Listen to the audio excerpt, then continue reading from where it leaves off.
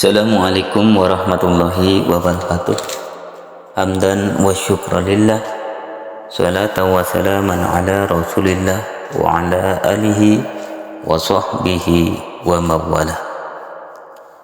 Sahabat Amal Islami TV dimanapun Anda berada, akhir-akhir ini kita dihebohkan dengan berita yang saat ini masih viral, sedang viral-viralnya, yaitu tentang kasus kematian Vina. Meskipun kasus kematian Vina ini sudah berjalan 8 tahun dan hampir saja hilang beritanya, akan tetapi kemudian muncul kembali dan heboh kembali setelah munculnya film tentang Vina tersebut. Sahabat Amal Islami TV dimanapun Anda berada, kasus Vina ini benar-benar menyita perhatian publik. Semakin diusut, semakin kusut.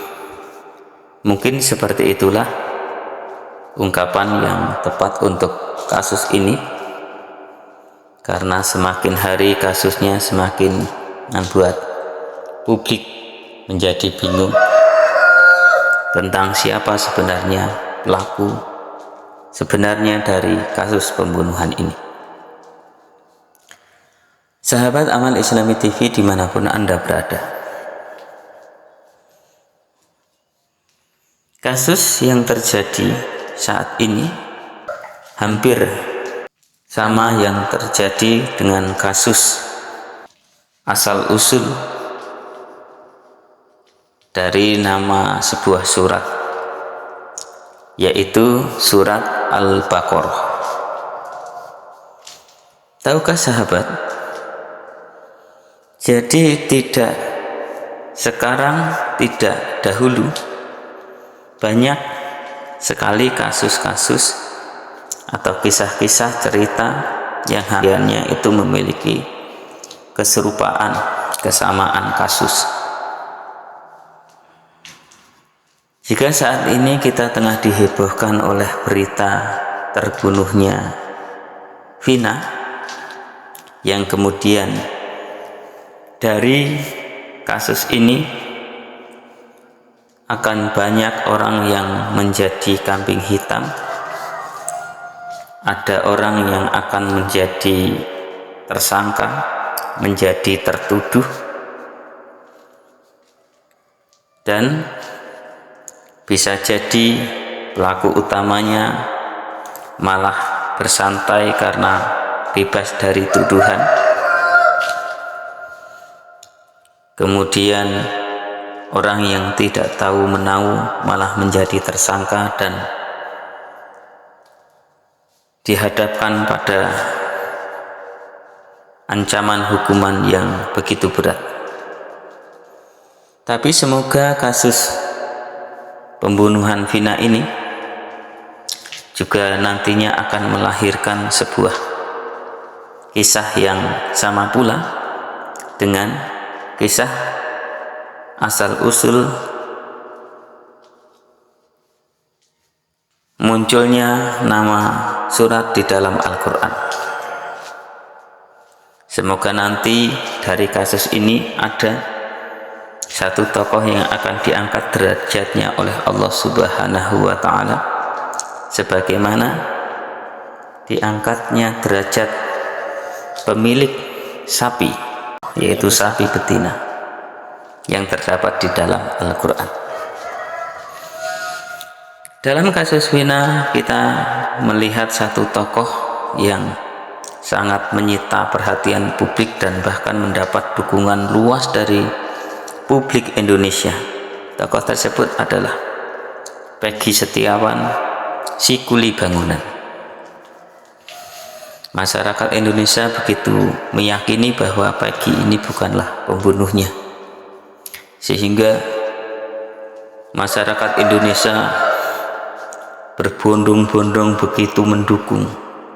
Bahkan jujur ketika saya melihat postingan tentang Peggy Setiawan ini, ketika membaca beritanya, bagaimana alurnya, bisa meneteskan air mata karena terharu, sedih. Seandainya benar-benar ia adalah korban salah tangkap dan korban fitnah. Sahabat Amal Islami TV dimanapun Anda berada, tahukah sahabat bahwasannya di dalam Al-Quran terdapat satu surat, yaitu surat Al-Baqarah. Al-Baqarah itu artinya sapi betina.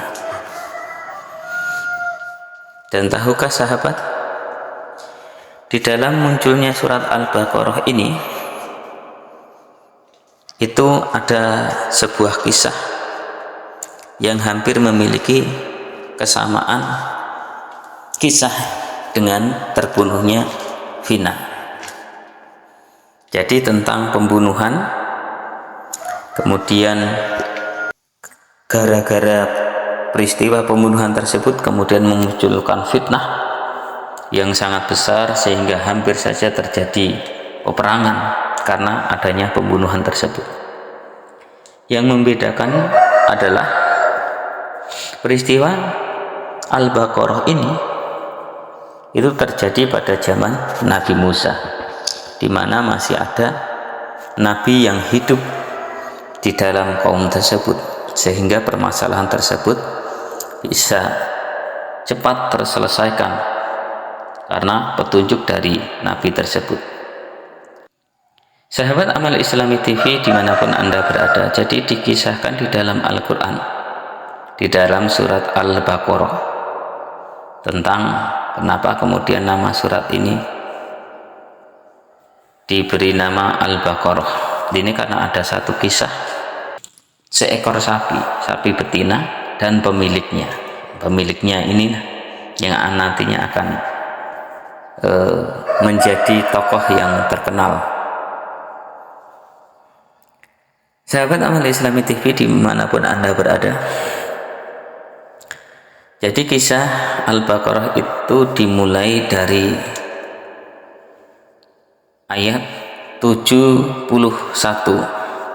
Bunyinya begini: wa id qataltum nafsan fadara'tum fiha wallahu mukhrijum ma kuntum taktumun.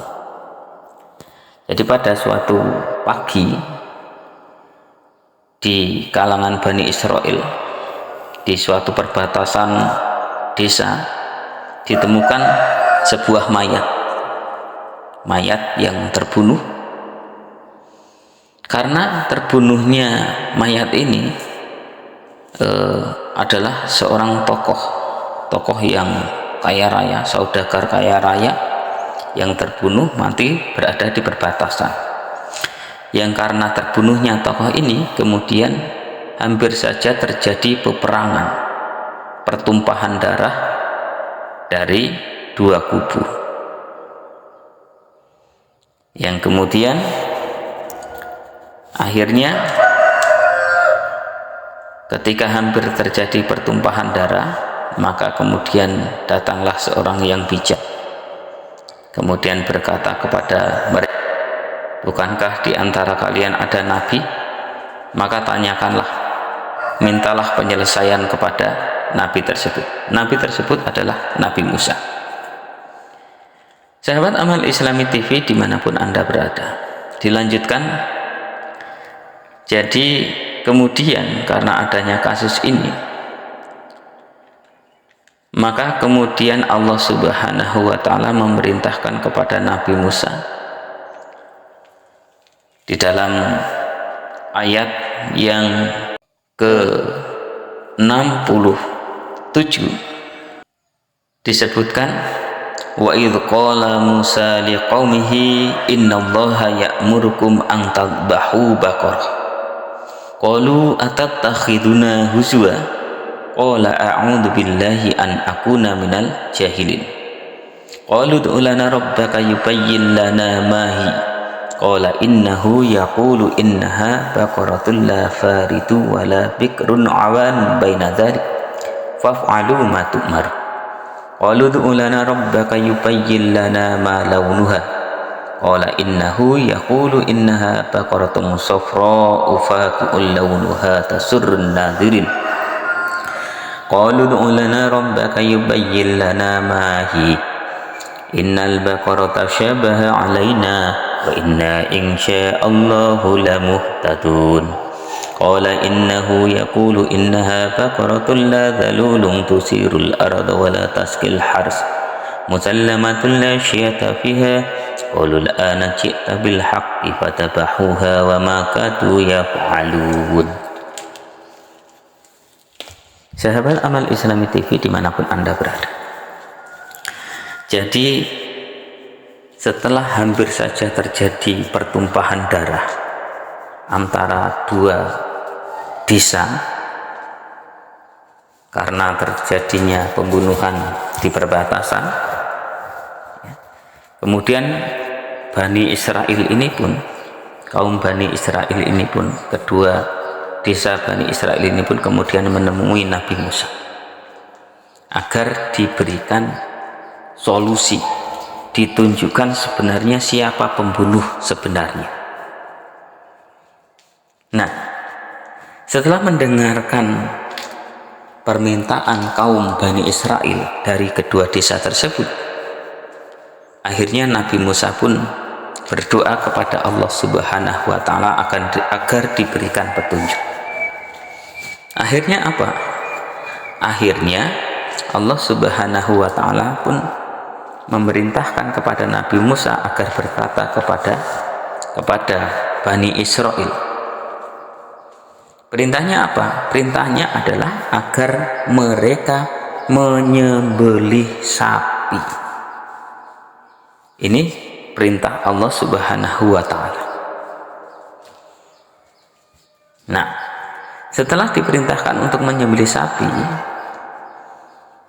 orang-orang Bani Israel ini pun kemudian mempersulit diri mereka. Jadi kita tidak akan membahas kenapa Bani Israel mempersulit diri mereka. Yang penting akhirnya, pada akhirnya Bani Israel pun mendapatkan sapinya. Nah, sapi betina inilah yang kemudian yang akan mengangkat derajat seorang hamba, ya, seorang anak yatim yang soleh, yang berbakti kepada ibunya. Wah, hampir mirip ya kalau dilihat seperti Peggy Setiawan yang katanya merupakan tulang punggung keluarga, tulang punggung untuk ibu dan adik-adiknya. Wah, hampir memiliki kemiripan. Semoga ini akan menjadi cerita terangkatnya Peggy Setiawan seperti terangkatnya pemilik sapi betina si anak yatim ini. Jadi sapi betina ini merupakan sapi seorang anak yatim. Orang tuanya adalah orang yang sangat soleh. Anak ini adalah seorang anak yang soleh, memiliki ibu yang solehah pula. Nah, karena kesolehan dari keluarga inilah, ya, ketika sang ayah wafat, kemudian tidak memiliki peninggalan apa-apa kecuali hanya seekor sapi.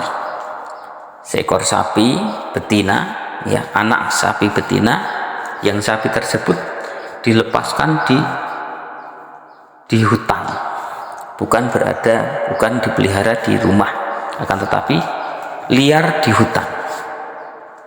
Sapi betina ini itu tidak ada yang bisa memegangnya, tidak ada yang bisa menangkapnya. Jadi setelah si anak yatim ini sudah dewasa, kemudian sang ibu pun berkata kepada anaknya tersebut, "Wahai anakku, sesungguhnya ayahmu tidak memberikan tinggalan apa-apa, kecuali hanya mewariskan seekor anak sapi betina, yang sapi betina tersebut liar di alam bebas. Setelah mendengar cerita dari sang ibu, anak tersebut pun kemudian pergi mencari ke tempat yang telah ditunjukkan oleh ibunya. Anehnya, sapi betina ini yang kalau didekati orang lain itu akan liar, berlari, tidak akan bisa didekati. Akan tetapi ketika anak yang soleh ini datang kepada sapi tersebut kemudian jinak, bahkan mendekatinya, bahkan kemudian menghantarkannya pulang. Nah, kenapa kemudian Bani Israel itu membeli sapi ini? Ya karena sapi ini adalah sapi, satu-satunya sapi yang diperintahkan oleh Allah Subhanahu wa Ta'ala. Ini karena perbuatan Bani Israel sendiri yang banyak tanya, akhirnya tidak ada sapi lain yang memiliki ciri-ciri kecuali sapi si anak yatim ini. Maka kenapa kok kemudian hanya sapi dia yang bisa dibeli oleh Bani Israel? Karena kengayalan mereka banyak tanya kepada Allah Subhanahu wa Ta'ala tentang ciri-ciri sapi yang harus disembelih. Akhirnya apa? Akhirnya malaikat memerintahkan kepada si anak yatim ini tidak boleh menjualnya, karena nanti akan datang suatu kaum ya dari 2 desa yang akan membeli sapi, dan jangan sekali-kali kamu menjualnya kecuali dengan emas seberat sapi tersebut, seberat anak sapi tersebut. Itu perintahnya. Akhirnya apa? Akhirnya datanglah 2 suku dari 2 desa tersebut kepada anak tersebut, kemudian bermaksud membelinya. Dan itu tadi sang anak itu mengatakan bahwa ia akan menjualnya jika ditebus dengan emas seberat sapi tersebut. Akhirnya apa? Akhirnya si anak yatim yang soleh ini menjadi orang yang sukses, menjadi kaya raya karenanya. Sahabat Amal Islami TV dimanapun Anda berada, akhirnya setelah sapi didapatkan dan kemudian disembelih oleh Bani Israel, maka seperti dijelaskan di dalam Al-Quran, فَقُلْنَا رِبُوهُ بِبَعْضِهَا كَذَلِكَ يُحْيِي الْمَوْتَى وَيُرِيكُمْ آيَاتِهِ لَعَلَّكُمْ تَعْقِلُونَ. Kemudian Nabi Musa mengambil sepotong daging, dan dengan daging tersebut Nabi Musa memukulkan, diperintahkan untuk memukulkan daging tersebut pada mayat tersebut. Kemudian apa yang terjadi? Yang terjadi adalah mayat tersebut kemudian bangkit, hidup kembali. Pada akhirnya ia menunjukkan kepada seluruh Bani Israel siapa sebenarnya pelaku dari pembunuhan tersebut. Yang ternyata pelaku dari pembunuhan tersebut tidak lain dan tidak bukan adalah menantunya sendiri. Sahabat Amal Islami TV dimanapun Anda berada, akhirnya kasus pembunuhan di kalangan Bani Israel yang hampir menimbulkan fitnah hingga terjadinya peperangan berhasil dikuak oleh Nabi Musa melalui perantaraan sapi betina yang disembelih. Sahabat Amal Islami TV dimanapun Anda berada, semoga kasus yang sedang viral saat ini, yaitu kasus pembunuhan vina dengan tokoh yang sedang viral saat ini, yaitu Peggy Setiawan. Semoga segera terungkap siapakah sebenarnya pelaku dari pembunuhan tersebut. Semoga pelakunya bisa segera ditangkap dan orang-orang yang tidak bersalah segera dibebaskan dan dibersihkan namanya kembali dari tuduhan dan fitnah. Semoga saja peristiwa tersebut akan menjadi pelajaran bagi siapapun, dan semoga peristiwa tersebut akan mengangkat derajat bagi orang-orang yang tidak bersalah, diangkat derajatnya oleh Allah Subhanahu wa ta'ala, dimuliakan derajatnya oleh Allah Subhanahu wa ta'ala. Dan bagi para pelaku yang telah melemparkan fitnah kejinya kepada orang yang tidak bersalah, semoga mendapatkan balasan yang setimpal dari Allah Subhanahu wa ta'ala dan dihukum sebagaimana mestinya. Amin amin ya rabbal alamin. Subhanakallahumma wa bihamdika asyhadu an la ilaha illa anta astaghfiruka wa atubu ilaik. Billahi taufiq wal hidayah. Wassalamualaikum warahmatullahi wabarakatuh.